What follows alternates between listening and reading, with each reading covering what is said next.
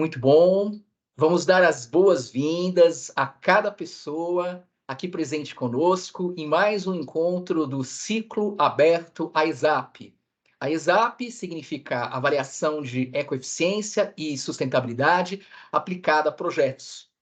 É grande a satisfação, né, de nos reunirmos uma vez por mês, um encontro aberto à sociedade como um todo, para diálogo. Meu nome é Eduardo Coutinho, eu sou professor do DESA, que é o Departamento de Engenharia Sanitária e Ambiental da UFMG. Esse projeto Ciclo Aberto AESAP é um projeto de extensão universitária, um trabalho voluntário de todas as pessoas envolvidas, e a gente procura, a cada mês, trazer diferentes profissionais com diversas experiências, diferentes setores da sociedade, seja da academia, seja de empresas, não é? Seja do terceiro setor, as organizações não governamentais, empresas públicas, privadas, e de diversas regiões, diversas partes do Brasil. Os nossos principais objetivos são apresentados, né? Nessa noite eu aproveito dar ênfase aqui ao terceiro tópico, que é buscar novas possibilidades de interação entre a universidade, com a sociedade civil como um todo e empresas, não é? Lembrando que a gente está trazendo assim, conhecimento, informações atualizadas, produzindo conteúdo original atualizado, que é disponibilizado para todos. Rapidamente, a equipe responsável pela organização, pela divulgação dessa série de encontros de várias instituições, não é? Então, a gente dá destaque aqui para o Nelson Pedroso, da GDS, Associação Global para Desenvolvimento Sustentado, e o Lindomar Matias, professor da Universidade Federal de Itajubá, que estão presentes conosco nesse encontro. Um caráter rapidamente institucional, a gente faz questão de divulgar e convidar todos a conhecer o portal UFMG Sustentável. É uma ação institucional, né, que busca divulgar aí a prática da sustentabilidade no dia a dia da universidade.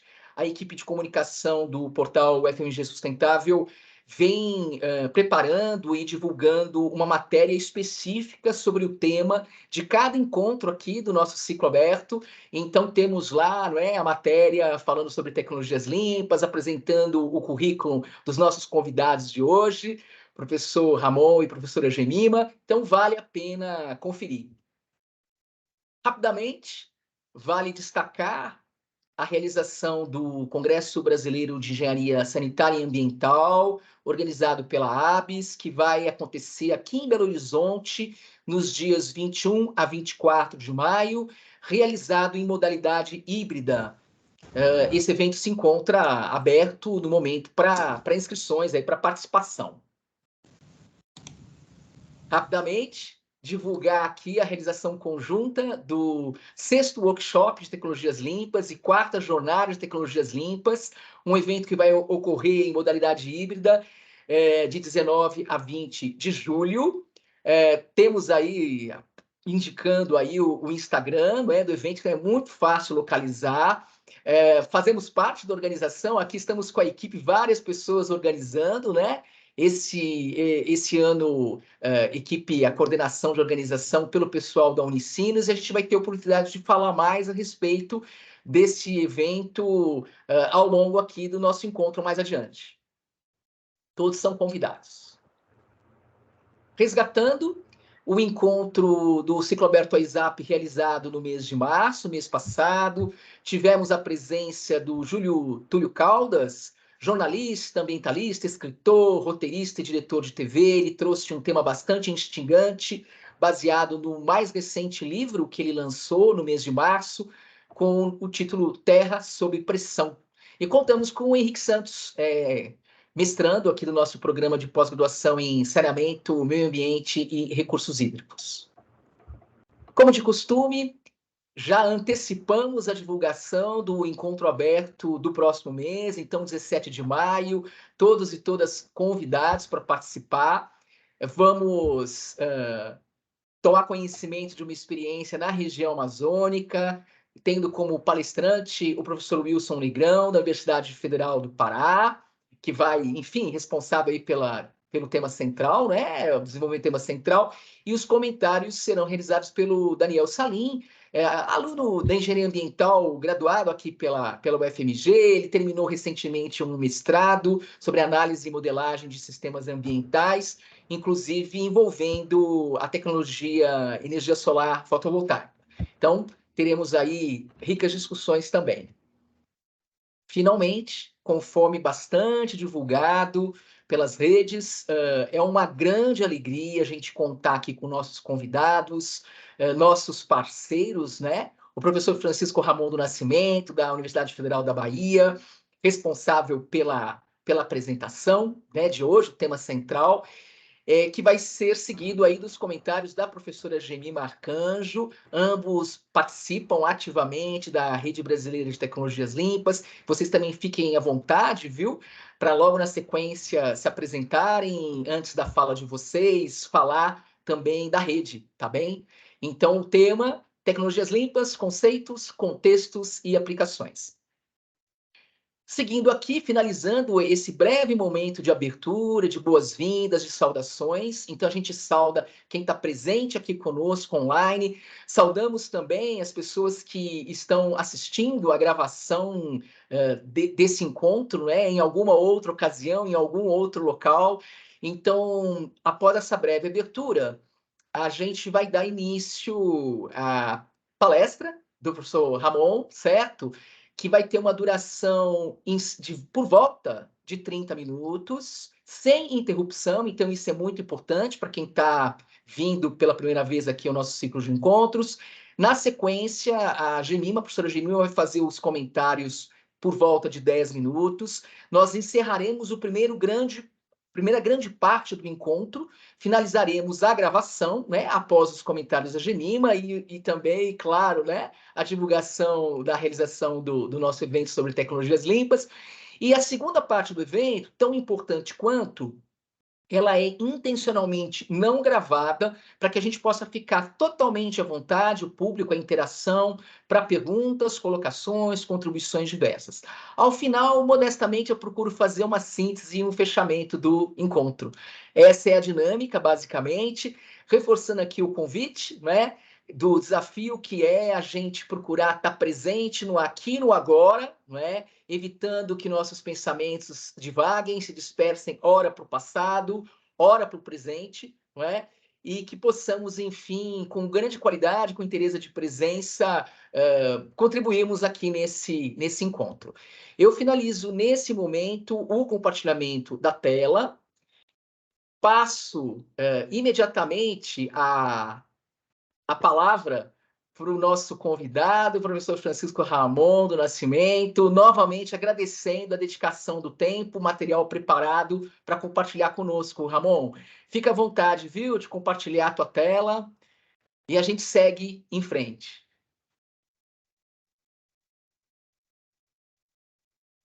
Você pode abrir teu microfone, Ramon. Os demais, a gente pede a gentileza de manter o microfone fechado, né, para facilitar aqui a qualidade da gravação.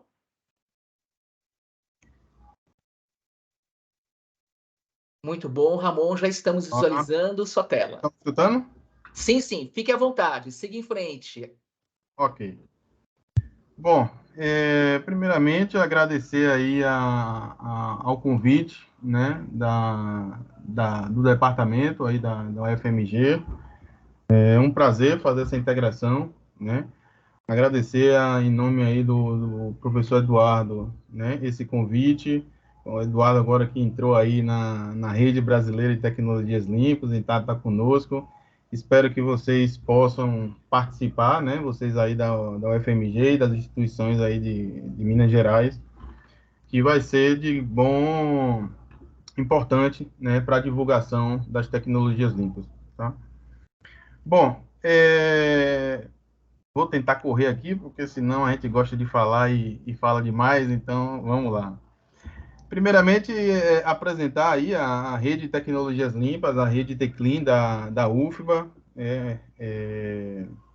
Foi uma rede criada em 1997 pelo professor Asher. O professor Asher que veio aí da Inglaterra com essa temática, foi quando intensificou a divulgação, né, dos conceitos de prevenção, produção mais limpa, tecnologias limpas. No TechLean, historicamente, foram desenvolvidos mais de 70 projetos em indústrias, empresas, instituições de ensino, do governo, e isso fez com que metodologias específicas fossem criadas, né, aprimoradas ao longo desse tempo. Atualmente, nós temos 3 filiais na Universidade Federal da Bahia, na Universidade Federal do Sul da Bahia e na Universidade Federal do Maranhão, né? Então, a Universidade Federal do Sul da Bahia com o professor Khaled e na Universidade Federal do Maranhão com o professor Diego, que está aqui conosco. A ideia é desenvolver projetos de pesquisa, extensão e corporativos com as temáticas, né, da ecologia industrial. Então, além da gente promover capacitação, tanto para a graduação, da pós-graduação e para os projetos, né, as instituições, a gente desenvolve esses projetos no sentido de aplicar e aprimorar as metodologias relacionadas aí à ecologia industrial. A gente tem uma equipe multidisciplinar, né, de diversas áreas do conhecimento, isso faz com que a gente tenha uma abordagem mais ampla, né, dos problemas, né. A gente não consegue visualizar tecnologias limpas, a gente não consegue pensar, ter um pensamento do ciclo de vida se a gente tiver uma única área de conhecimento envolvido aí no desenvolvimento dos projetos. Então, a gente tem uma equipe atual de mais ou menos 30 pessoas, né, e um corpo técnico dos diversos projetos que já aconteceram, de 60 integrantes egressos cadastrados que podem participar de outros projetos, né, então vem sob demanda. E as linhas de pesquisa que nós temos hoje cadastradas no CNPq, sustentabilidade e prevenção à poluição, entendendo aí a sustentabilidade e as questões planetárias de uma forma mais ampla, produção mais limpa, aplicada a processos produtivos, né, dos seus diversas instituições, seja o governo, seja as indústrias, instituições de ensino, etc. Saneamento ecológico, na área aí de saneamento, avaliação da incerteza de informações ambientais, que o professor Khaled lidera, né? Então, é importante que a gente tenha dados confiáveis e possa fazer uma avaliação para ter um estudo mais completo, e capacitação e transferência em tecnologias limpas, no sentido de estar sempre promovendo aí essa capacitação nos seus diversos níveis. Com a pandemia, veio a ideia aí da gente fazer a jornada de tecnologias limpas, e a partir da jornada de tecnologias limpas, a gente deu aí o início à criação da Rede Brasileira de Tecnologias Limpas. A criação da rede veio da necessidade, né, da gente resgatar, né, grupos de pesquisa que trabalham nessa linha, com as concepções necessárias para pensar tecnologias limpas. Então, a gente reuniu, fez a jornada de tecnologias limpas, que era aqui a princípio, a primeira edição foi aqui da Bahia, pela rede TechLean, mas a partir do segundo a gente teve envolvimento aí de diversas instituições, então a gente teve a ideia de fazer essa rede e promover, né, as tecnologias limpas e os diversos conceitos associados. Então, o objetivo dessa rede é disseminar tecnologias limpas para a promoção da sustentabilidade em processos e produtos. A composição são grupos de pesquisa, instituições de ensino nacionais e internacionais. A gente focou em grupos de pesquisa justamente para a gente pensar aí a integração das universidades e pensar uma rede, né, mais completa, mas certamente vai estar aberto aí para as outras formas de participação. E as principais ações que nós temos hoje é a realização, né, do evento. Então, o ano passado a gente juntou aí com o evento que vocês já desenvolviam, né, em Minas Gerais, o Workshop Tecnologias Limpas, e a gente com a Jornada de Tecnologias Limpas. Eu acho que isso fez aí com que os eventos tivessem uma repercussão nacional e internacional. A ideia da rede é fazer capacitação de discentes de graduação e pós-graduação, além, né, de desenvolver projetos com adoção ou desenvolvimento de tecnologias limpas, e a gente tenta, em todos os projetos, a gente passar essa capacitação para as empresas e instituições envolvidas e promover e participar de eventos científicos, levando aí a temática de tecnologias limpas. Tá?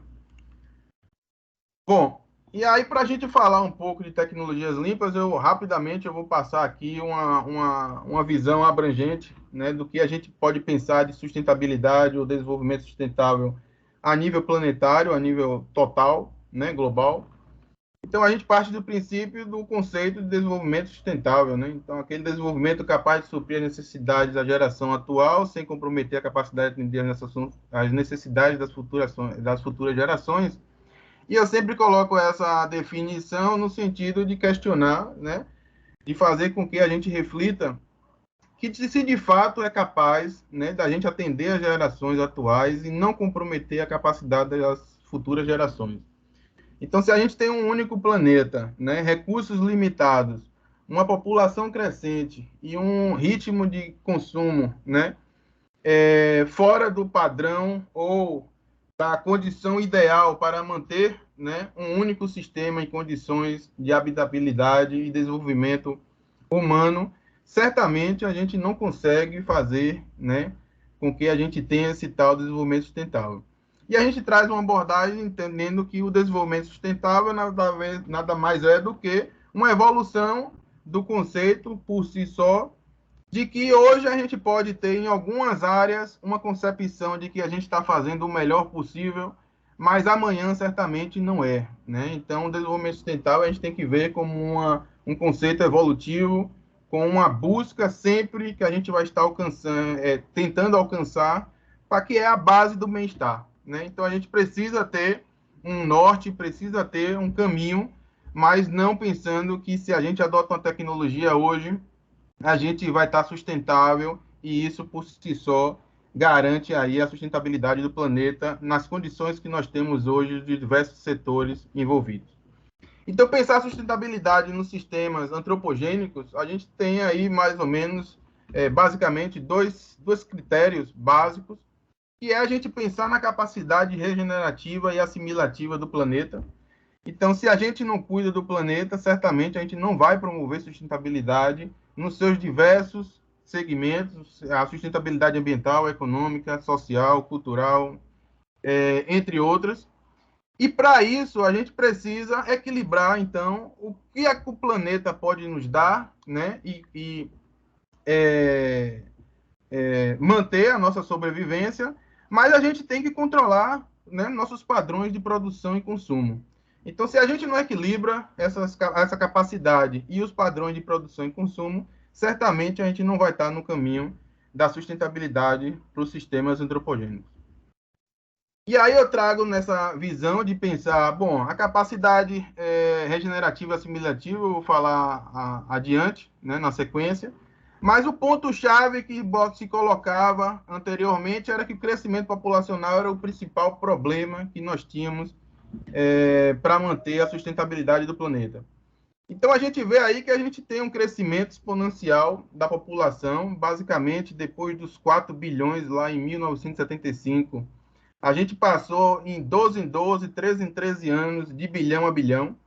É esperado que esse ano a gente alcance aí 8 bilhões de pessoas. E essas 8 bilhões de pessoas vão precisar de recursos naturais, de um planeta limitado, de um planeta único, né? A gente não tem um planeta B. E a gente tem que se questionar de onde é que vai vir esses recursos, certo? E aí, isso é uma variável dos nossos problemas, mas a partir do momento que a gente entende que a população está crescendo de uma forma descontrolada, de uma forma exponencial, a gente tem que ir para aquelas duas variáveis que a gente entende que vai promover de uma forma mais rápida, de uma forma mais assertiva, pensar a sustentabilidade dos sistemas antropogênicos. Então, como está a nossa capacidade assimilativa?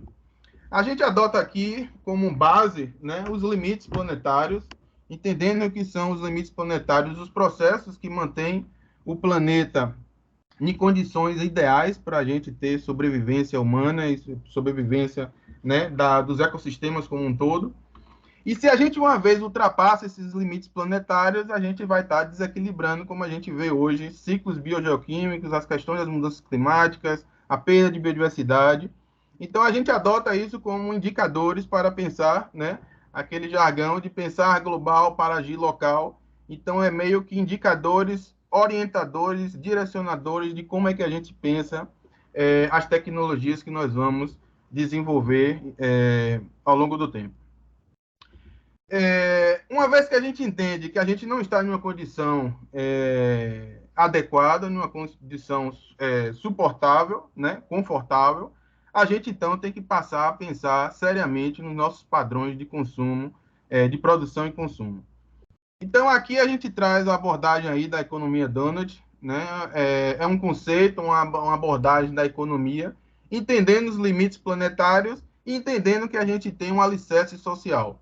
Então, para aquela população que esse ano provavelmente a gente chega a 8 bilhões de pessoas, a gente vai ter que fornecer para essas pessoas energia, água, alimento, vai ter que ter saúde, educação, renda, né? Paz, habitação, diversos aspectos para a gente ter um bem-estar, um conforto em um planeta como na situação que nós encontramos.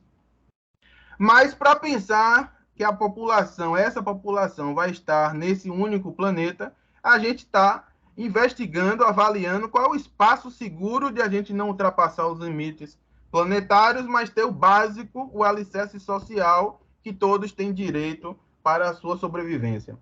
Então, equilibrar da gente todos terem um alicerce social e a gente não ultrapassar os limites planetários, certamente vai precisar de um esforço, né, e de recursos para poder a gente alcançar esse equilíbrio. De uma forma geral, eu mostro um gráfico, né, que aí envolve tanto os nossos padrões como as condições, né, ambientais do planeta. Nós extraímos hoje mais de 70 gigatoneladas, né, de materiais por ano. É esperado que em 2060 isso seja muito mais, né, 2 vezes mais do que a gente consome hoje. Destacando aí 4 categorias principais, a gente tem os metais, os combustíveis fósseis, biomassa e os minerais não metálicos, basicamente aí para construção civil. Estudos mostram que a população em 2060 vai estar 1,5 vezes maior, o uso total de materiais vai estar mais que 2 vezes maior, e a renda per capita, que é o que é hoje entendido, que é o maior influenciador das condições planetárias, que é o aumento de quase 3 vezes a renda per capita em 2060. Então, nós temos que direcionar e pensar, olha, se nós usamos metais, se nós usamos combustíveis fósseis, biomassa, minerais metálicos, como a gente vai reduzir, né, essa extração global de materiais que vai interferir em todos aqueles limites planetários entendidos como os controladores do sistema terrestre, certo?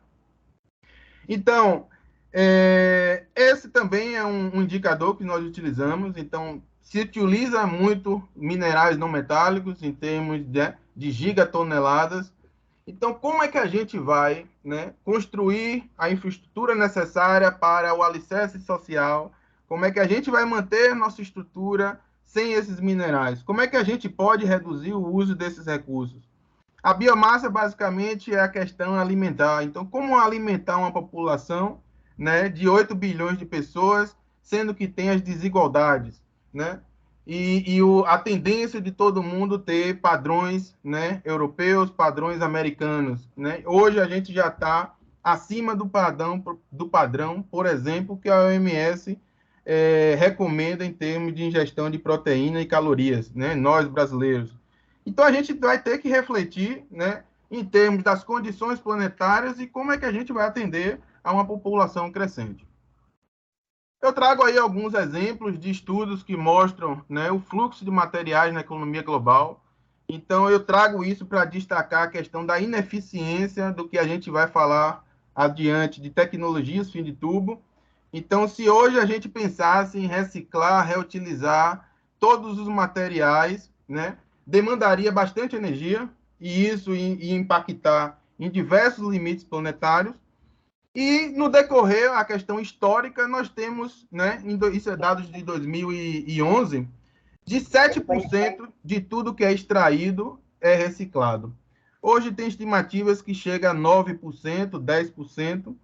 Então, pensar que desde a década de 50, 60, que começou a implementar amplamente os sistemas de tratamento de resíduo, né, e incentivo à reciclagem. E a gente só tem hoje cerca de 10% de reciclagem. A gente vê que atender às questões da mudança do clima, as questões sociais em termos de atendimento básico dos recursos necessários para a sobrevivência, esse não é o caminho mais adequado. Contribui para uma minimização dos problemas, mas não resolve o problema na fonte, como a gente vai falar depois. A questão aí dos alimentos, né? Então, estimativas, a gente produz aí cerca de 7 bilhões de toneladas de alimentos, nos diferentes tipos de alimentos. Uma vez que chega lá 2,3, então a gente tem estimativas que 30% é perdido como perdas e desperdício, além do uso para alimentação animal.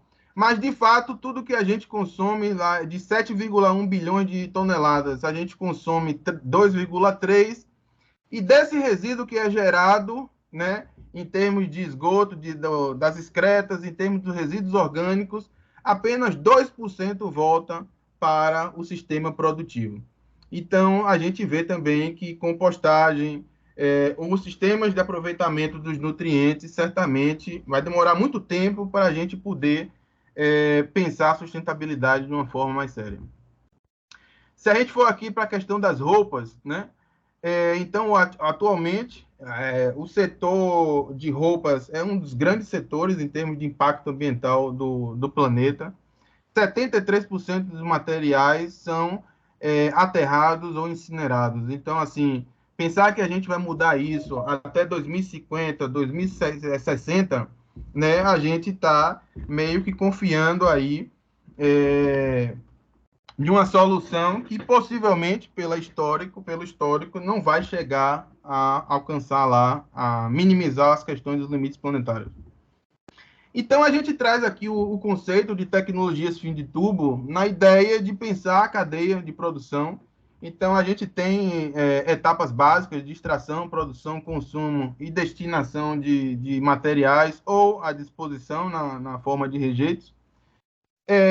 Normalmente, essas tecnologias intensificam, né, deixa acontecer a geração do resíduo, envia para uma estação de tratamento de resíduo de uma forma geral que eu falo, seja atmosférico, líquido ou sólido. Esse tratamento gera rejeitos e esse rejeito, de uma certa forma, está indo para o meio ambiente, né? Com uma minimização dos poluentes, mas, por exemplo, dos esgotos, dos efluentes, estão indo para os ecossistemas. Então, a gente precisa mudar essa forma de pensar a economia, de adotar tecnologias após geração do problema, ou do impacto, ou do resíduo, né? Porque isso faz com que a gente intensifique todo o sistema de geração de resíduo, que certamente no ponto de consumo ou no ponto de geração é a quantidade menor em relação ao ciclo de vida. Então, em outras etapas anteriores à produção, né, que é a produção dos produtos, ou seja, um bem ou um serviço, gera muito mais resíduo do que do ponto de consumo. Então, a gente tem que ter aí uma perspectiva do ciclo de vida para entender que um ponto de consumo, né, essa forma de coletar resíduo, principalmente da população, não resolve nossos problemas. Aí eu trago um conceito lá de 1998, né, de desenvolvimento industrial sustentável. Esse conceito traz mais ou menos o que a gente quer passar em termos de tecnologias limpas, o que de fato a gente tem que seguir em termos de velocidade.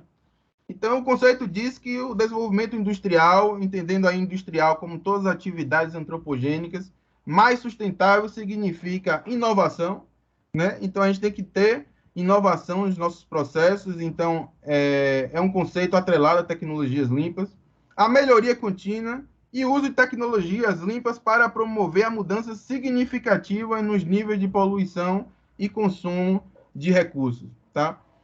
Então, esse conceito traz aí bem claro assim que tipo de medida de magnitude é que a gente tem que pensar para pensar tecnologias limpas. Quando a gente fala em termos de velocidade, eu trago esse conceito do fator 10, hoje já se chama fator X, né? Que traz aí a equação mestra do impacto ambiental. Então, de uma forma bem didática, né, o impacto ambiental ele é gerado pelo aumento populacional, pelo consumo per capita, entendendo aí que quanto mais a população for rica, tende a consumir mais, e pelo impacto ambiental do que está sendo consumido, né, seja um bem ou um serviço. Então, essa metodologia surgiu lá no meio dos anos 90 para início dos anos 2000, com dados daquela época, entendendo, dizendo, olha, se a gente quer ter sustentabilidade, se a gente quer promover sustentabilidade, vamos pensar que após 50 anos vamos ter o mesmo impacto ambiental que nós temos hoje. E aí a equação mestra mostra mais ou menos o desafio, né, e um indicador de eficiência que, no mínimo, a gente tem que seguir. Com os dados daquela época, tinha a sugestão de que a população, depois de 50 anos, iria dobrar, né? O consumo per capita iria aumentar 5 vezes. Se a gente quer ter um impacto ambiental depois de 50 anos, e olha que o impacto ambiental daquela época já não era mais aceitável, a gente teria que dividir por 10, né? Essa equação, a variável impacto por unidade de produto, para ter um impacto igual a 50 anos atrás. E aí o fator 10 traduz o mínimo de eficiência possível que a gente tem que pensar das tecnologias limpas, que seria uma eficiência de 10 vezes, né, em todos os processos produtivos ou produtos. E isso faz com que a gente aumente aí a ecoeficiência e aumenta também a produtividade dos recursos naturais. E aí, a partir disso, a gente pensar que a gente precisa de uma eficiência nessa concepção, com esses dados, de 10 vezes a eficiência. Hoje tem estudos que mostram, com os dados atuais, de chegar a 25% de eficiência. Então, qualquer tecnologia que a gente queira implementar, a gente tem que pensar nessa direção. Se é 10 vezes, se é 20 vezes, se é 30 vezes, que isso vai determinar o ritmo, de fato, de mudança que a gente quer para a sustentabilidade planetária. Então, a gente tem que perguntar como é que a gente vai chegar a isso, né? Onde queremos chegar? A gente vai ter duas vias, a gente vai no escuro, vai no caminho de pedras, vai no caminho mais pavimentado. Eu coloquei esse slide no sentido de fazer uma rápida diferenciação das tecnologias fim de tubo e tecnologias limpas. A gente tem que se perguntar qual é a nossa direção e qual velocidade devemos seguir. Tecnologia de fim de tubo, de uma forma didática, a gente poderia dizer assim, bom, tecnologia de fim de tubo continua intensificando o sistema atual do jeito que é, de extrair, produzir, consumir e fazer uma destinação, e o resíduo é gerado, certo?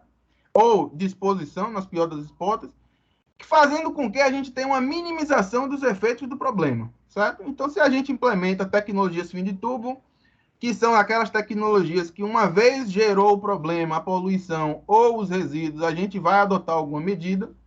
Na verdade, a gente intensifica o sistema atual e a gente minimiza os efeitos do problema com essas tecnologias fim de tubo. Para a realidade nossa atual, isso tem que ser, de uma certa forma, equilibrado, porque a gente tem uma condição ambiental e social que a gente deve preservar. Mas se de fato a gente quiser implementar tecnologias limpas em uma velocidade segura e uma velocidade muito mais rápida, a gente precisa adotar um sistema mais sustentável. A gente vai ver diversas abordagens, concepções, com a eliminação ou redução na causa do problema e não no efeito, certo? Então a gente tem que pensar as tecnologias limpas que a gente vai atacar a causa, certo? Não a poluição e não o resíduo. Uma vez gerou resíduo, certamente você vai estar intensificando um sistema atual de economia que faz com que tenha uma pressão tremenda nos limites planetários e nas condições do planeta. A gente adota aqui na rede TechLean, né? É uma forma da gente entender as etapas e as sugestões de pensar as soluções em termos de tecnologias limpas. A gente tinha antigamente, na década de 50 até a década de 80, a intensificação aí de saída do sistema de disposição de resíduos, porque começou a ter legislações, pressões socioambientais para o tratamento de resíduos. O tratamento de resíduo tem uma tendência de atender a legislação, né? Então, o quanto é que a gente vai lançar de poluentes no meio ambiente após o tratamento desses resíduos? E a gente, quando o resíduo é gerado, quando a gente produzimos nós esse resíduo, a gente tem adotado a reutilização e reciclagem como uma solução sustentável, entendendo que é essa forma a gente não deixa de consumir, então aumenta a pressão no capital natural e aumenta o consumo energético, né, se a gente conseguisse fazer toda a reutilização e reciclagem desses materiais. Então, a gente tem que ir um passo a mais, sair da abordagem de gestão de resíduos, né? Entendendo que o resíduo é inerente ao processo, e a gente tem que ir entender, né, o processo e entender que o resíduo é um erro de projeto, certo? Ou um erro de operação, ou um erro de concepção do processo. E aí a gente aborda as concepções de prevenção à poluição e produção mais limpas, que tem um direcionamento de como a gente fazer, adotar essa nova abordagem.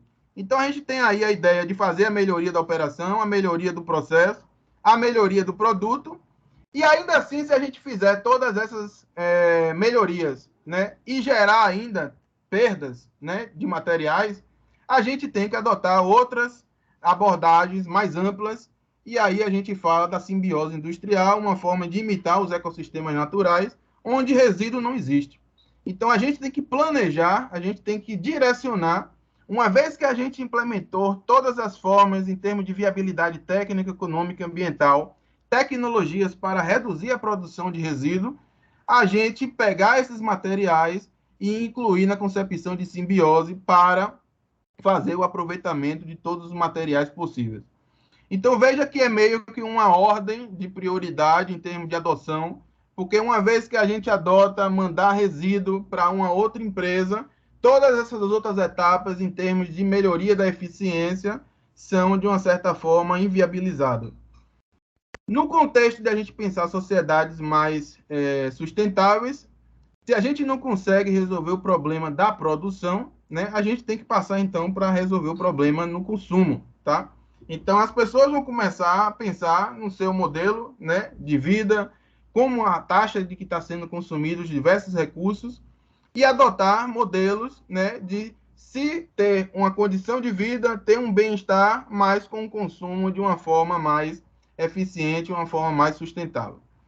Se ainda assim, né, devido ao crescimento populacional e a gente está em um único planeta, em uma taxa de consumo, né, que nós temos hoje, a gente vai ter que passar para uma outra etapa que seria a desvinculação da qualidade de vida, o bem-estar do consumo. Então, se a população ainda continua pensando que, bom, se eu tenho 2 carros, eu sou feliz, se eu tenho 50 roupas e só uso 10, eu sou feliz, a gente não vai ter solução.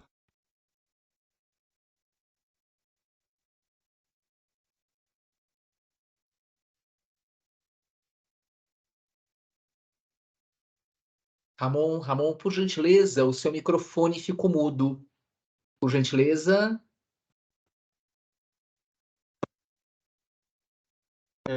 Eu parei aonde? Não apertei nada aqui, não. Tá ótimo, voltou. Pode seguir em frente, por gentileza. Pronto, beleza então. Eu parei aonde, Eduardo? Ficou mudo aí? Foram pouquíssimas palavras que você falou. Rapidamente eu já intervi aqui, tá? Pode Tá, seguir, pode seguir. pronto. Então, essa seria a escada aí do caminho da gente pensar sociedades mais sustentáveis. Então, a gente sair da abordagem que resida inerente ao processo. Isso demanda esforço e recurso tremendo para poder mudar essa concepção. Entender que resíduo nos processos atuais, né? E entender que na etapa de planejamento resida um erro de projeto, a gente vai chegar, né, a ser direcionado para uma eficiência máxima em termos das tecnologias disponíveis e viáveis que nós temos ou precisamos desenvolver, certo? Bom, nessa ideia, né, a gente tem ferramentas da ecologia industrial. Então, a pensar processos unitários, a gente pode aplicar a concepção aí de prevenção à poluição e produção mais limpa. Se a gente está na etapa do planejamento ou a gente quer fazer o processo de melhoria contínua de um produto, a gente pode adotar aí os princípios e as abordagens do ecodesign, que é o projeto para o meio ambiente. Tem outras concepções, mas de uma certa forma a gente adota essas 5 ferramentas principais aí para pensar ecologia industrial. A gente precisa fazer análise de fluxo de materiais da economia para entender que eficiência é que a gente está falando, que setor é que está consumindo recurso, qual é a eficiência de cada setor, para a gente poder pensar de uma forma mais ampla as tecnologias limpas que nós vamos desenvolver. Uma vez que a gente mapeia os fluxos, que são a base de uma economia, né, seja materiais, água e energia, a gente precisa fazer as avaliações do ciclo de vida para entender aonde é que estão os maiores problemas e, de certa forma, no processo de melhoria contínua, fazer nova rodada de produção mais limpa, nova rodada de análise de fluxos de materiais, pensar no ecodesign para poder melhorar todo o sistema. Ainda assim, se a gente não consegue melhorar e, de fato, gerar as perdas de materiais, a gente envolve aí a concepção da simbiose industrial de uma forma planejada, de uma forma que entenda, né, a realidade local, regional, em termos de todos os aspectos envolvidos para a sustentabilidade. Bom, pensando aí as tecnologias limpas, a gente traz o conceito de prevenção à poluição e produção mais limpa. Então, a agência americana lá de proteção ambiental definiu P2, que é a prevenção à poluição, como qualquer prática, processo, técnica e tecnologia que visem a eliminação ou redução em volume e concentração de toxicidade de poluentes na fonte geradora. Então, significa que, bom, essas concepções seriam, de uma forma mais prática para entender, seriam as abordagens em termos conceituais, em termos metodológicos, para a gente promover, desenvolver tecnologias limpas, tá? Então, tecnologias limpas não é só a parte física, em termos tecnológicos, e sim qualquer prática, processo técnico, tecnologia, entendendo aí a parte tecnológica, para se fazer essa eliminação ou redução na fonte geradora, e a fonte geradora é entendida aonde é que gera o problema. Normalmente, a produção de resíduo, ela pode ser gerada, se a gente for pensar em equipamento, mas na maior parte dos casos, a fonte geradora são as etapas anteriores do ponto de produção de resíduos, certo? E a gente vai ver isso por quê. A produção mais limpa é entendida, então, aí como uma metodologia, uma aplicação contínua de uma estratégia preventiva. Então, a questão preventiva tem que prevalecer quando a gente fala de tecnologias limpas, de algumas concepções que a gente vai falar no instante. Econômica, ambiental, tecnológica e integrada aos processos e produtos, visando aumentar a eficiência do uso de matéria-prima, água e energia através da não geração, minimização e reciclagem dos resíduos gerados nos processos produtivos. Hoje, as grandes academias, os grandes grupos, né, pensadores do tema, já não consideram a reciclagem como um caráter preventivo, porque uma vez que você adota a reciclagem de ponto de partida, você está entendendo que a geração de resíduo vai acontecer. E isso não seria uma estratégia preventiva em termos metodológicos e conceituais. Então, essas abordagens, elas têm que ser entendidas que a gente tem que atacar o processo e não o resíduo, né? Então, o resíduo não faz, vamos dizer, parte da concepção de prevenção à poluição e produção mais limpa, devido à não geração aí do resíduo. A gente tender a não gerar resíduo. Quando a gente pensa em tecnologias limpas, a gente adota aí 2 princípios, né, que foram adotados nas leis de prevenção à poluição e a lei ambiental do Reino Unido na década de 90, que é a melhor técnica disponível sem custos excessivos. Então, não adianta ter uma melhor tecnologia possível no mercado sem ter viabilidade econômica financeira, tanto para o processo produtivo como de uma forma geral para a sociedade. E tem que ser uma tecnologia melhor opção ambiental praticável. Então, tem que conciliar esses 2 princípios para pensar a aplicabilidade das tecnologias limpas. Se a gente for pensar na questão da inovação, então, os níveis de inovação para a sustentabilidade tem que atacar 4 etapas, 4 questões principais. A gente tem que melhorar os produtos, seja bens ou serviços, tá? A gente tem que reprojetar os produtos, de uma forma conceitual, pode permanecer o mesmo, mas a gente pode alterar algumas partes ou o produto como um todo.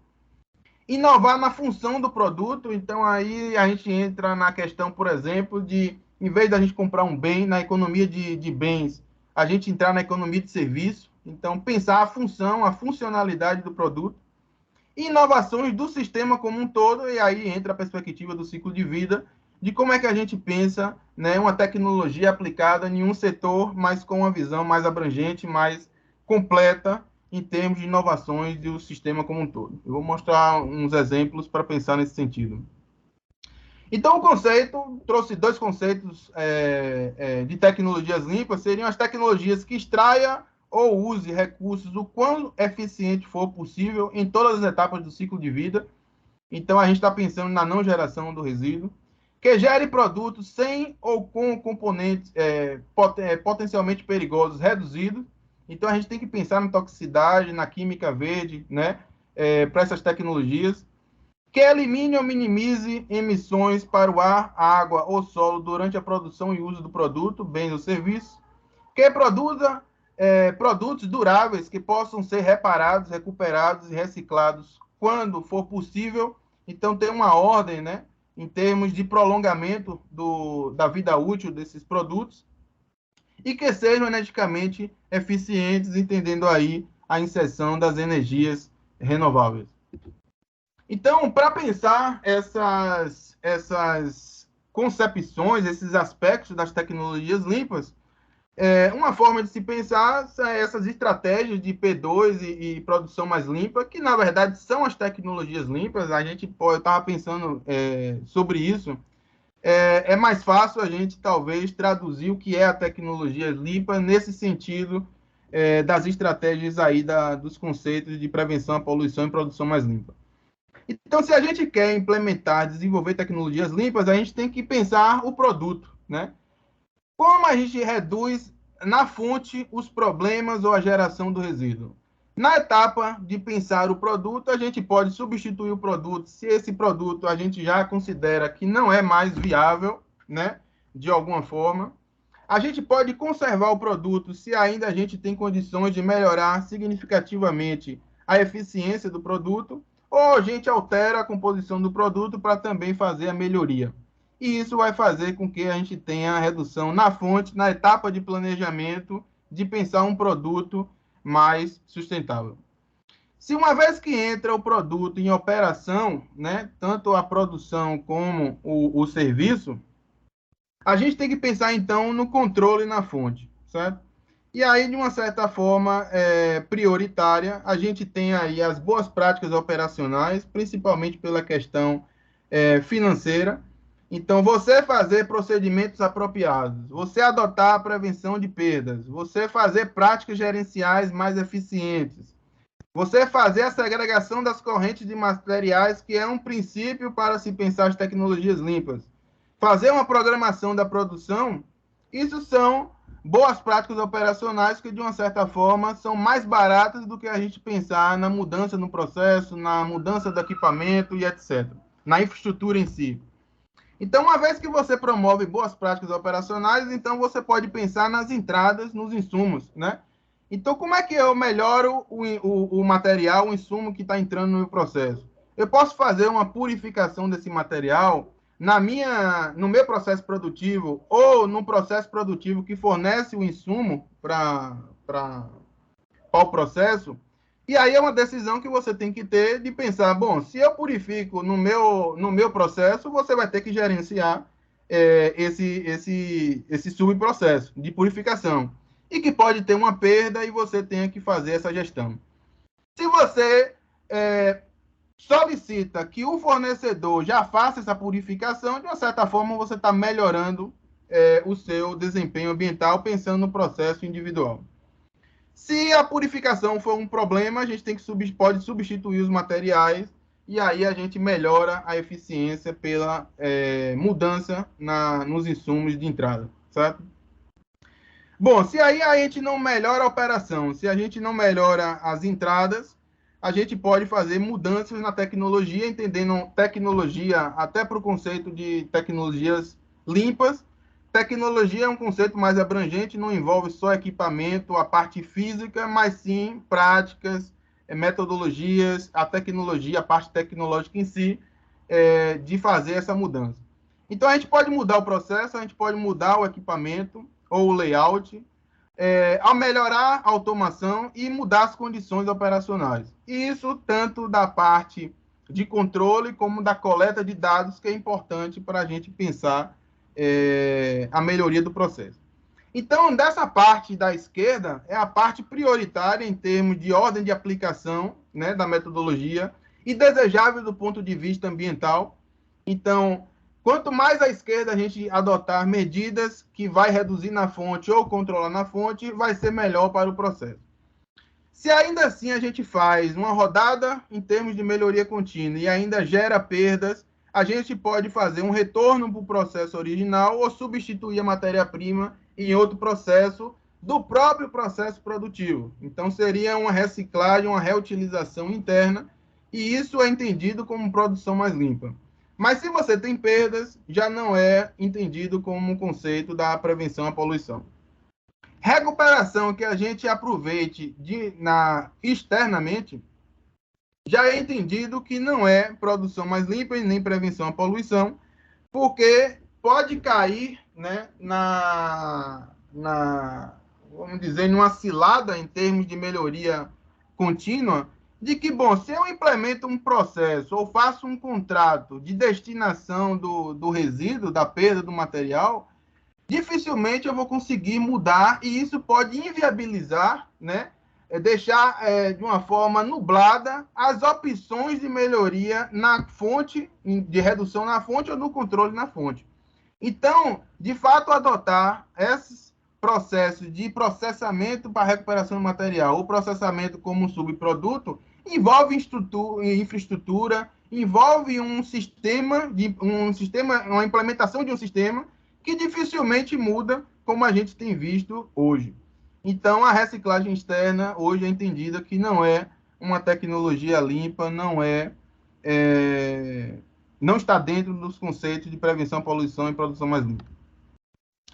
Então, eu trago um outro conceito aqui, tecnologias que envolvam uma abordagem conceitual metodológica para a produção e consumo de bens e serviços, que demandam que todas as etapas do ciclo de vida de um produto ou processo sejam aplicados com o objetivo da prevenção de uma forma prioritária ou minimização dos riscos, né, de acordo com aquela ordem de prioridade de aplicação das tecnologias.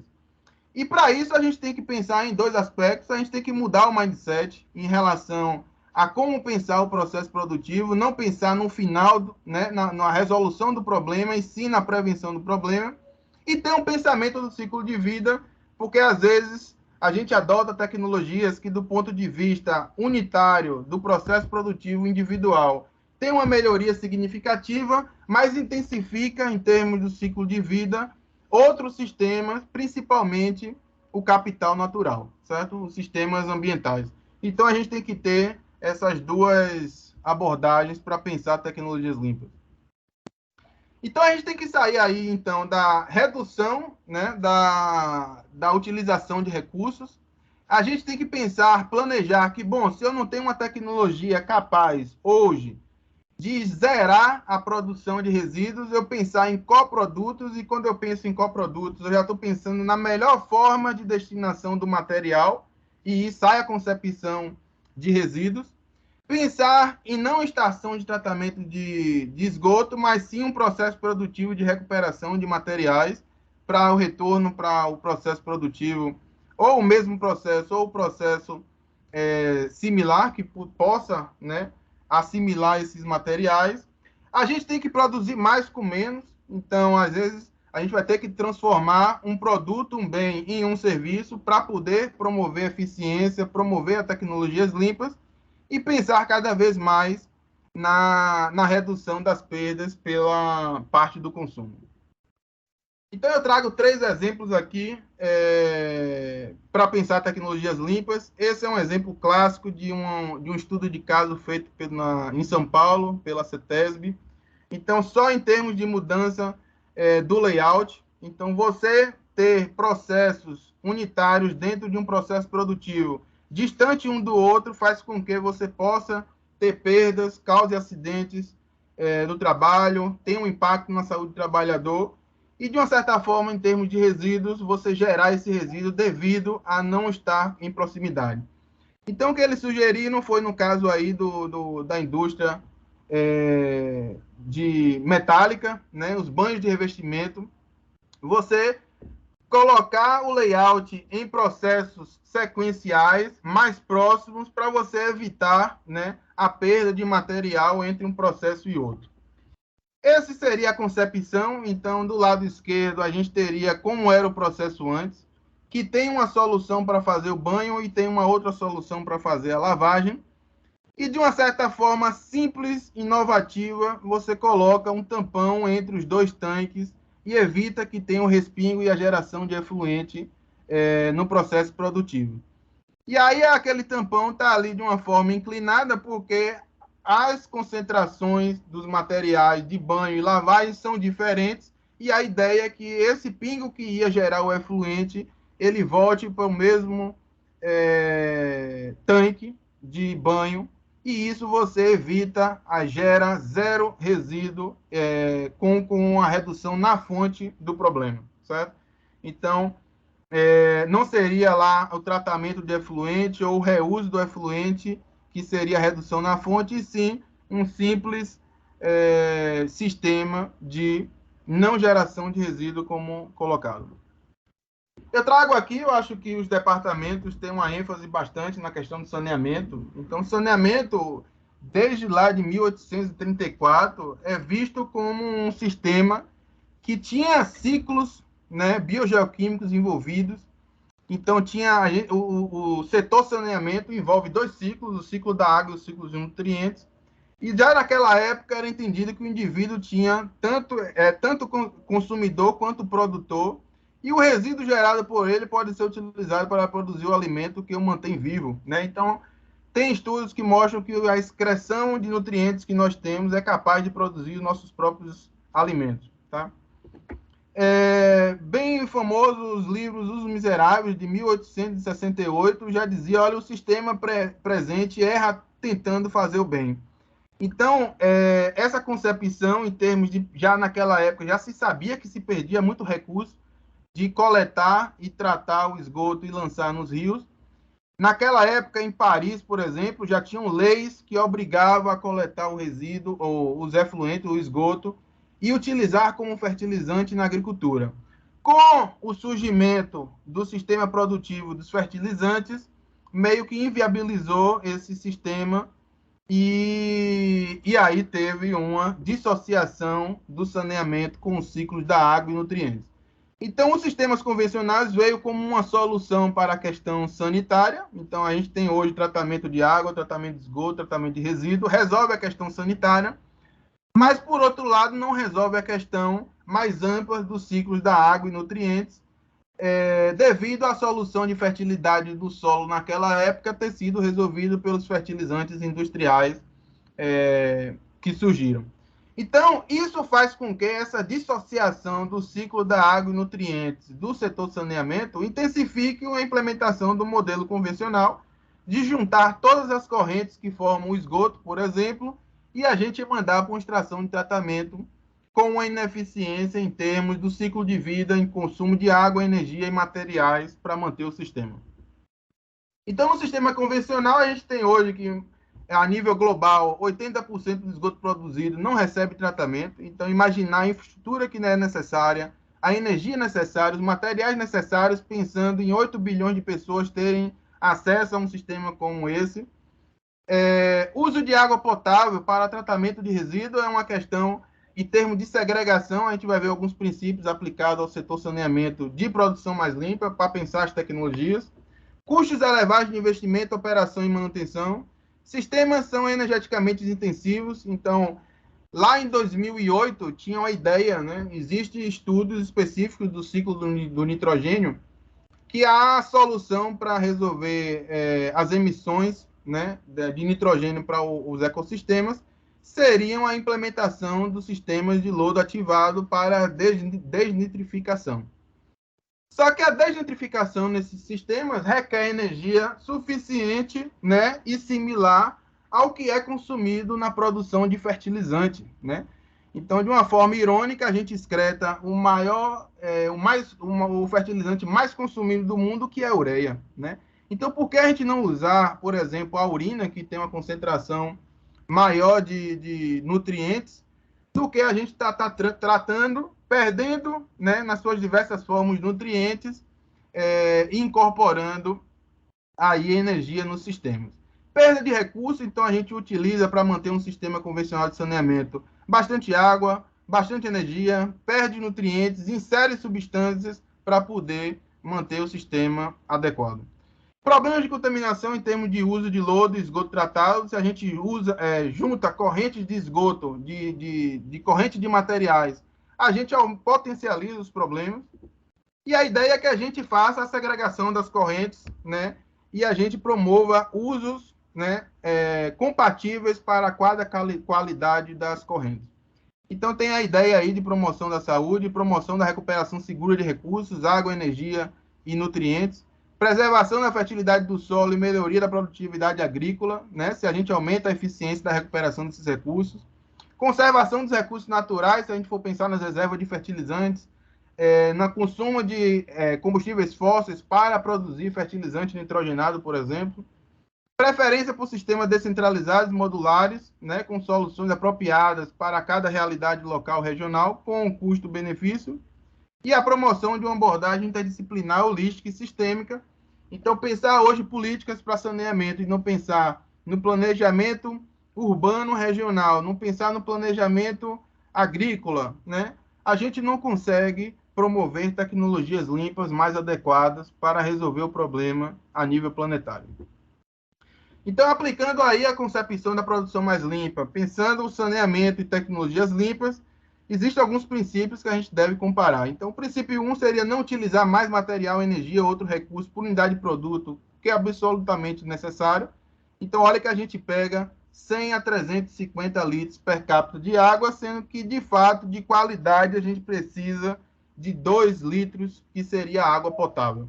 Então, todos os outros usos têm a qualidade, né, que não afete a saúde, não afete o bem-estar da população, mas precisa de uma concepção em termos de sistema adequado para isso. Não usar material de qualidade superior estritamente necessário num processo produtivo, então a gente pega água potável e dá descarga. A gente pega água potável, faz a limpeza de pisos das áreas externas. A gente pega água potável para fazer a higienização de carro, fazer irrigação de jardins. Então, precisa de uma água de qualidade, né, para poder fazer essas práticas, essas atividades. Não misturar diferentes correntes de materiais. Então, a gente tem aí, basicamente, na questão do esgoto, a gente tem águas cinzas, águas amarelas e as águas mais rons. Cada água dessa tem a sua qualidade e uma destinação mais adequada. Então, pensar em águas cinzas, a gente está pensando no recurso água. Se a gente pensar na urina, a gente está pensando nos nutrientes. E a gente pensar nas fezes, a gente pode estar pensando aí na recuperação de fósforo e energia, entendendo aí a matéria orgânica nos processos anaeróbicos. No princípio 4 seria avaliar outras funções e usos econômicos de coprodutos antes de considerar seu tratamento e disposição. Então, cada corrente dessa, se a gente tivesse separado, segregado, né? Então, a gente não junta, a gente segrega, a gente teria destinações mais eficientes, sendo que a segregação por si só, a gente já consegue uma eficiência significativa, por exemplo, com água. Se a gente considera a utilização de mictórios, que hoje já existem masculinos e femininos, a gente pode aí reduzir 25% do nosso consumo per capita devido ao uso de mictório para a segregação da urina, que é importante para evitar aí a volatilização da amônia com a questão da decomposição aí da ureia, certo?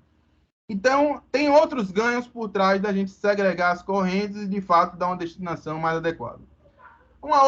Outro contexto de aplicação, eu trago aí a questão, né, de uma possível solução para o uso de diesel no modal aí rodoviário a nível Brasil. Então, Existe um modal rodoviário que hoje é predominante em termos logísticos no país. Esse modal, essa forma de transporte, consome bastante diesel, né? E a combustão desse diesel gera óxido nitroso que intensifica a mudança do clima.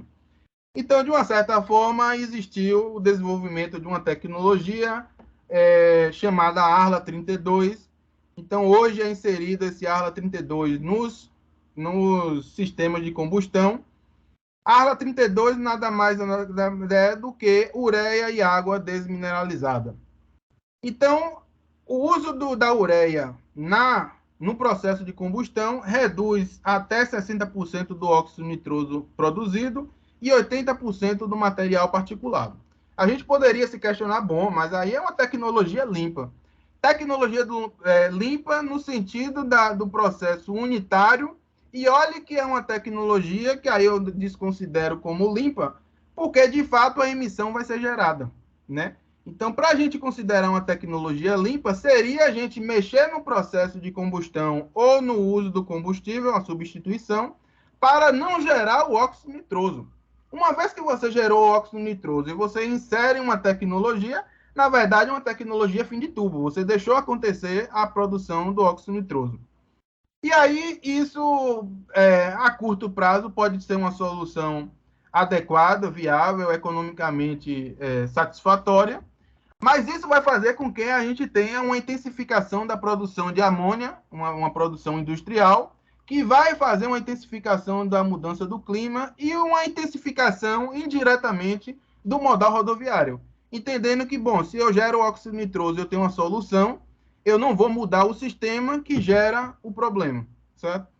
E aí a gente tem que voltar para a perspectiva do ciclo de vida, que a produção de amônia hoje consome cerca de 2% na matriz energética mundial. É um processo energeticamente intensivo e que, se a gente faz, né, esse favorecimento, essa intensificação de usar ureia para resolver o problema da emissão de óxido nitroso, a gente vai, talvez, piorar a situação, por exemplo, do limite planetário fluxo biogeoquímico do nitrogênio. Tá?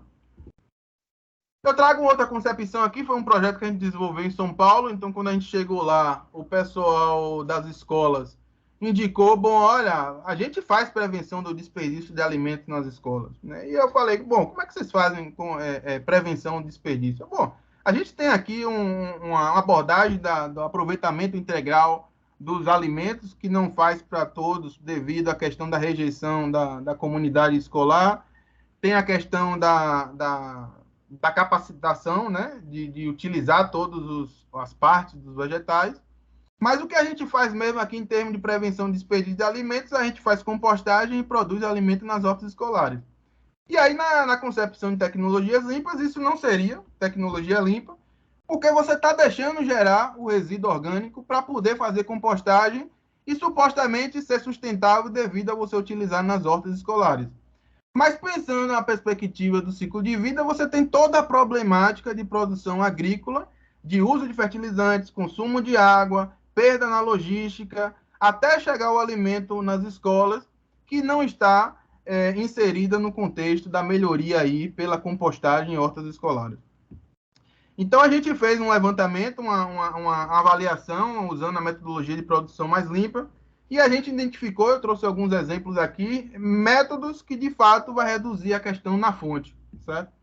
Então, bom, se a gente pensar lá no final, já é do consumo, né, pela comunidade estudantil, e gera os restos ingestas, né? Aquele resto que ele deixou lá porque não consumiu todo. Então, um dos aspectos para a geração dos restos ingestas era o horário do transporte escolar, certo? E olha que a gente não está lá falando da questão ambiental, a gente está falando de uma gestão escolar que a gente que tem que visualizar o horário ideal para o aluno ter tranquilidade e tempo para consumir todo o alimento. Então, se não adota uma prática de gerenciamento da escola adequada, faz com que o aluno queira comer em 5 minutos, comendo rápido, não come todo porque tem que pegar o transporte escolar e ir para casa. E aí gera o desperdício de alimentos. Outro exemplo seria pensar a questão do preparo, né? Se não tem uma programação, não sabe a quantidade de alunos que vai frequentar a escola, poderia adotar diversas ferramentas aí para avaliar a frequência dos alunos por dia, né? Para programar a produção.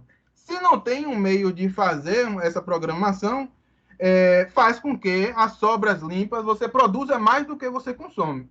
Logicamente, sobras limpas você pode armazenar, você pode reaproveitar, mas, de uma certa forma, é uma ineficiência que, se você não tiver um controle adequado, você vai gerar desperdício de alimento. E isso seria um fator aí para a gestão da alimentação escolar. Outro exemplo seria a questão do recebimento de produtos fora de especificação. Então, eles lá têm um controle muito forte em termos de não receber alimentos fora da validade ou alimentos inapropriados. Se não tivesse esse controle, possivelmente entraria alimentos fora de especificação e ia gerar resíduos no processo produtivo da escola. Então, precisa implementar aí sistemas, né, de verificação dos alimentos, que é uma prática que as nutricionistas têm, mas inserindo aí na concepção de tecnologias limpas. Implementar sistema de frequência, então pode hoje fazer sistemas de apps, pode fazer sistema de catraca, pode fazer sistema manual de ir conferir antes do preparo quantos alunos tem na escola. Então, precisa ter uma implementação de um sistema de frequência, uma mudança de tecnologia, de dizer assim, bom, como é que a gente vai quantificar quantos alunos tem hoje para a gente preparar a quantidade quase que exata e minimizar as sobras ou o desperdício nas suas diversas etapas. Então, eu trouxe essas abordagens para ver que a questão de tecnologias limpas envolve o processo e não o final lá, quando o problema está gerado, tanto em termos de poluição como a geração de resíduos, e espero ter aí passado um pouco, né? O tempo foi curto, e olha que eu passei, eu acho que bastante aí. Mas fica aí o recado, espero ter sido entendido na concepção aí de ter uma adoção de uma abordagem preventiva. Muito bem, professor Francisco Ramon, com toda a propriedade possível, né? Você desenvolveu o tema para a gente, muito complexo, né? Trazendo os conceitos e também finalizando aqui com alguns estudos de caso. Por demais rica, viu, toda essa apresentação que você nos presenteou, Ramon. Bem, agora a Genima tem um desafio enorme, não é? Que diante de tanta informação e de tantos conceitos, de tantas práticas, não é? Procurar destacar aí em no máximo 10 minutos alguns pontos com base na apresentação do Ramon. Já passo imediatamente para você, Genima, a palavra, né? E novamente agradecendo, viu? Francisco Ramon, Genima, vocês estarem presentes conosco aqui, partilhando um pouco da experiência de vocês na Federal da Bahia, na UFBA, né? Por meio aí da Rede Brasileira de Tecnologias Limpas. Genima, a palavra está com você. Fica à vontade. Oi, gente, boa noite. Agradeço o convite, né, Eduardo? Eduardo principalmente, mas toda a organização do Ciclo ESAP. Quando a gente recebeu esse convite, a gente ficou muito feliz, né? Eu acho que, assim, para mim é um aprendizado, né? Já vou começar dizendo isso, porque a área de produção mais limpa, prevenção da poluição, é uma coisa relativamente nova para mim, desde que eu entrei na rede Teclin, UFBA, e depois na rede de tecnologias limpas. Apesar de já trabalhar um tempo, né, com tecnologias de tratamento de águas residuárias, e aí entrando aí um pouco já nas tecnologias de fim de tubo, né, quando a gente fala de tratamento de águas residuárias, porque para tratamento de água realmente é um tratamento que é necessário mesmo. Mas assim, vou tentar ser até mais rápida do que 10 minutos, né? Falei com o Ramon que eu ia ceder meu tempo para ele pegou o meu e mais um pouco. Mas com certeza eu acho que muita informação assim para a gente refletir um pouco. Eu acho que isso essa apresentação do professor Francisco Ramon, acho que seria até uma disciplina de um semestre mesmo, então realmente é muito difícil, né, a gente conseguir elencar o que é mais importante. Eu fiquei pensando em algumas coisas, assim, relacionando um pouco, né, alguns outros exemplos, e aí, quando o Ramon traz a questão da produção e do consumo, das tecnologias disponíveis, principalmente quando fala da melhor técnica disponível, sem custos excessivos. Eu fiquei lembrando de um trabalho que eles calculavam a quantidade mínima de água necessária para a sobrevivência. Então, Ramon colocou aí, né, que hoje a gente tem uma estimativa de 100, dependendo da região, a 300 litros por habitante dia, mas realmente a gente não precisa de todo esse volume de água como água potável, né? Mas aí, voltando um pouco para esse trabalho, eles chegaram à conclusão de que o consumo mínimo de água, não entrou nessa questão se água potável ou não, seria de 40 litros por habitante dia.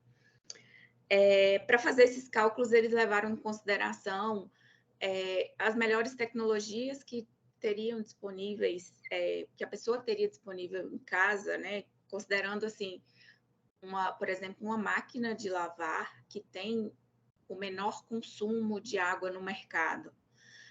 E aí eu fiquei pensando na época assim, mas não é todo mundo que consegue comprar uma máquina de lavar desse jeito, que tem um menor consumo, dessa forma, que consome, não sei, 10 litros por cada lavada, por exemplo. Então, a gente precisa pensar assim, realmente, existem tecnologias que consomem menos, e a gente está falando de coisas dentro de casa, né, num consumo individual, não na questão da produção, da ecologia, da indústria, assim, propriamente dito.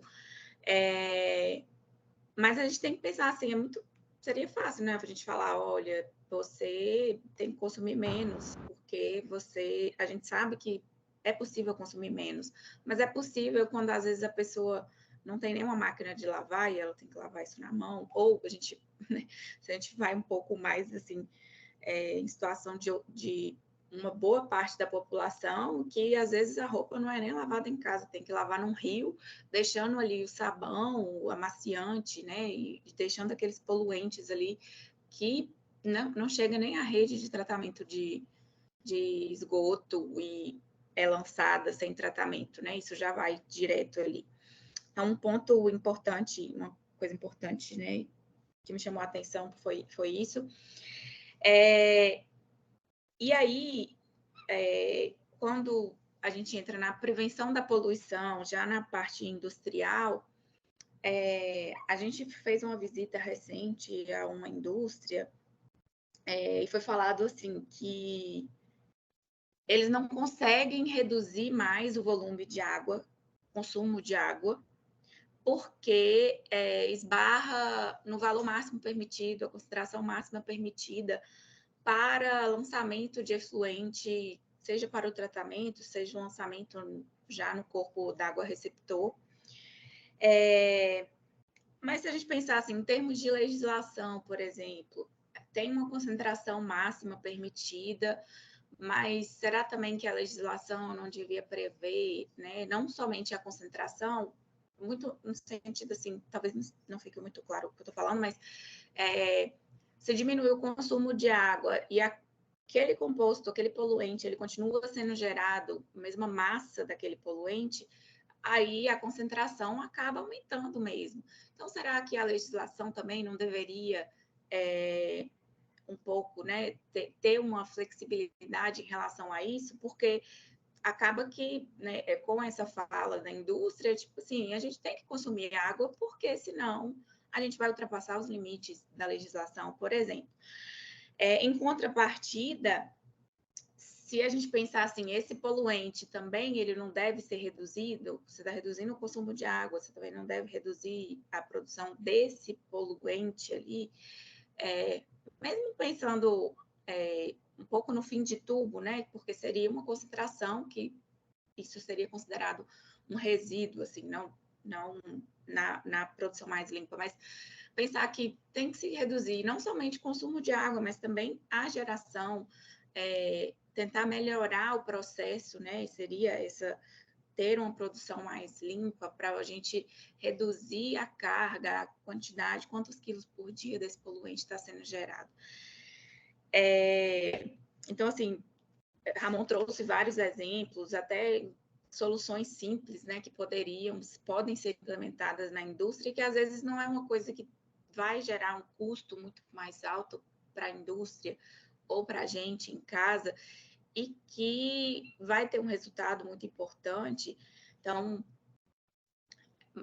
tem um pouco da consciência, né? E aí, quando você já está ali, depois quando o Ramon coloca que está já acima da ecologia industrial, já pensar no consumo, com certeza, né? Tem sim, o consumo, e às vezes a gente fala assim, mas eu consumo pouca água em casa. Mas se a gente vai olhar o que você está consumindo, né? Carne, não é uma crítica a quem consome carne, que inclusive eu consumo, mas tentar pensar um pouco nessa lógica, né, do processo produtivo daquilo que você está consumindo. Aí, só para fechar, que eu lembrei de uma outra coisa, tem uma série da Netflix, né, propaganda não, chama Um Bom Lugar.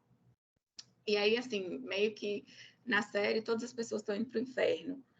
E aí vai ver a melhor pessoa do mundo vai para o inferno. Por quê? Porque até um tomate que ela compra, né, toda essa logística que teve aí para produzir esse tomate, aquele fertilizante que foi usado, e se ela não sabe de onde que veio, ela está sendo uma pessoa ruim.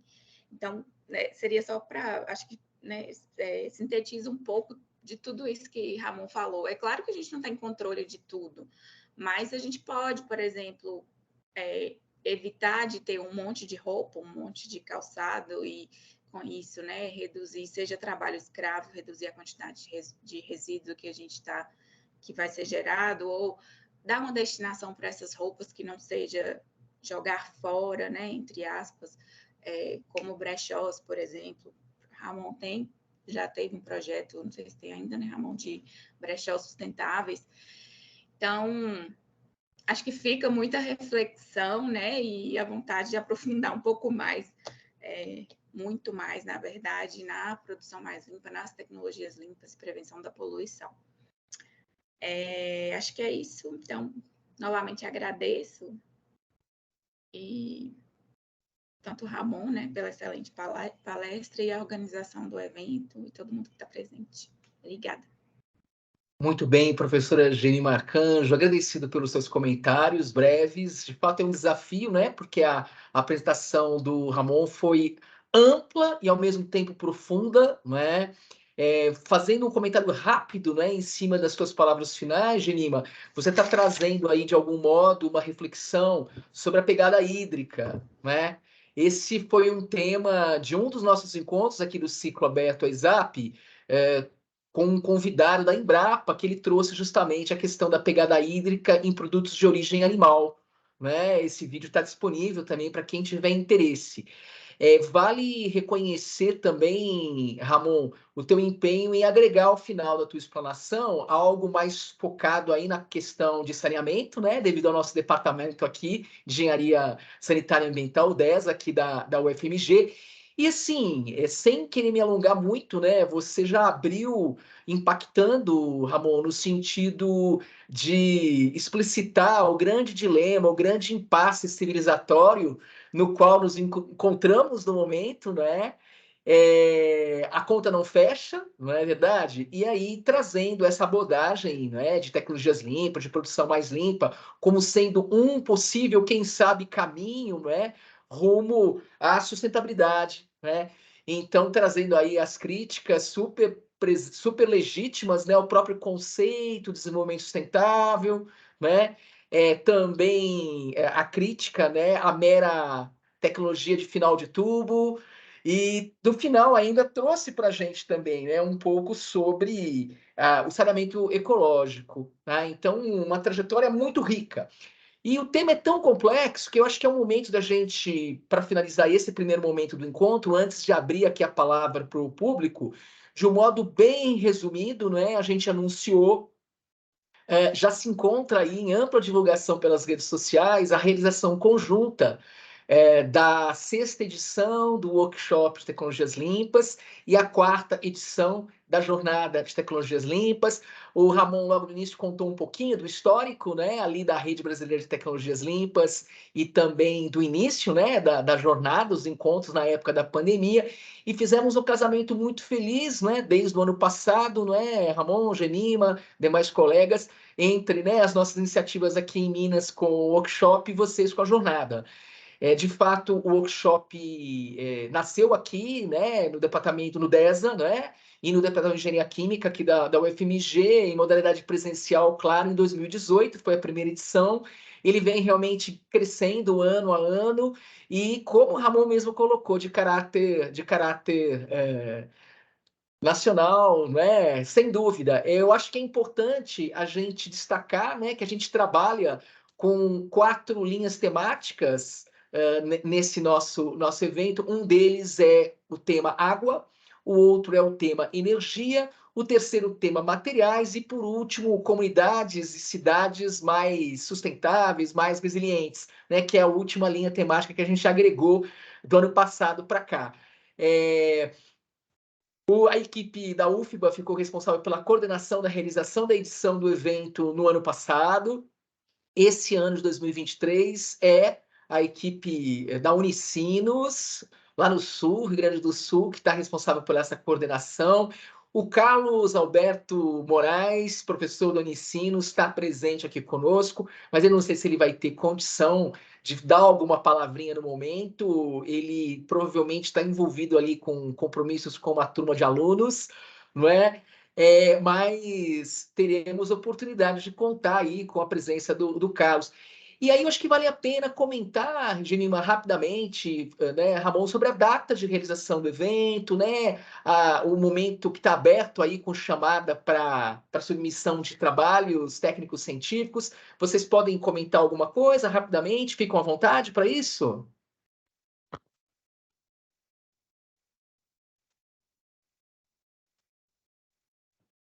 Vai de mim, mano. Fala aí. Então, né, o workshop agora, né, o Eduardo já falou sobre coordenação do pessoal da Unicinos, do Nucmate, está aberta o período para submissão de resumos, né, está aberto o período. O evento é gratuito, né, sempre foi e continua sendo gratuito, será no formato híbrido. As inscrições, elas podem ser feitas até o dia do evento, né? Então, assim, é claro que já seria bom garantir a vaga, porque às vezes a gente pode ter uma limitação quanto ao número de vagas. A submissão de trabalhos fica aberta até o dia 15 de maio, então tem quase um mês aí, né? Para vocês, quem tiver interesse de submeter nas diferentes áreas do evento, como o Eduardo já falou, água, energia, materiais e cidades e comunidades, mas comunidades sustentáveis, né? E eu não sei se é isso. O Ramon, você quer complementar? Vou colocar o site aqui no chat. Não sei se... Só reforçar, as datas são essas, então até dia 15 aí a gente tem a submissão dos trabalhos. A gente espera que ainda, né, dê tempo aí de conseguir a gente fazer uma parte presencial, ir lá visitar o Carlos, mas o evento até então vai ser remoto, então acho que é uma boa oportunidade da gente estar detalhando a temática, né, vendo o que os colegas estão desenvolvendo, podendo contribuir. Então, a gente tem uma rede aí já formada, tem como expandir isso para muitas universidades. Então, acho que é um evento aí que a gente espera que cada vez mais a gente tenha participação das pessoas aí do grupo. Tá? Muito bom, é isso mesmo. O evento ocorre nos dias 19 e 20 de julho, né? Meio do ano agora. O dia 21 provavelmente mais ligado a uma atividade interna, né? Enquanto nós, membros aí da Rede Brasileira de Tecnologias Limpas. Então, acho que todo mundo que pôde acompanhar desde o início aqui a explanação do professor Ramon, percebe o quanto a gente tem para estudar, para refletir, para aprofundar, não é? Então, o evento vai ser a oportunidade, mais uma oportunidade que a gente vai ter de discutir, né, nossos projetos, nossos trabalhos, os desafios que temos enquanto sociedade, que não é um desafio apenas da academia, né? Então, aqui estamos nós, né, nesse ciclo de encontros, que é justamente aí, com espaço aberto de diálogo para a sociedade como um todo, né, profissionais de diversas áreas do conhecimento, de diversas regiões do Brasil. Aliás, hoje aqui a gente tem pessoal do Sul, pessoal do Sudeste, pessoal do Norte e do Nordeste, né? Algumas pessoas mais próximas, outras pessoas bem mais distantes. E assim, para finalizar, né, esse primeiro momento aqui do encontro, Ramon, é uma alegria perceber que tanto aqui no DESA, não é, quanto no nosso programa de pós-graduação em saneamento, meio ambiente e recursos hídricos, por meio da disciplina, né, que deu origem aqui ao projeto, que é a avaliação de ecoeficiência e sustentabilidade aplicada a projetos, nós estamos muito alinhados, né, conceitualmente falando, na prática, né, acadêmica, na pesquisa, né, no sentido de procurar levar soluções prática mesmo para a sociedade. Sem alongarmos mais, a gente tem ainda muita coisa para falar, não é? Eu vou finalizar a gravação nesse momento e ficaremos completamente à vontade para interação aqui, né, do público com perguntas, contribuições e, muito importante, esse segundo momento do nosso encontro. Satisfação grande, seguimos então. Vamos finalizar aqui a gravação.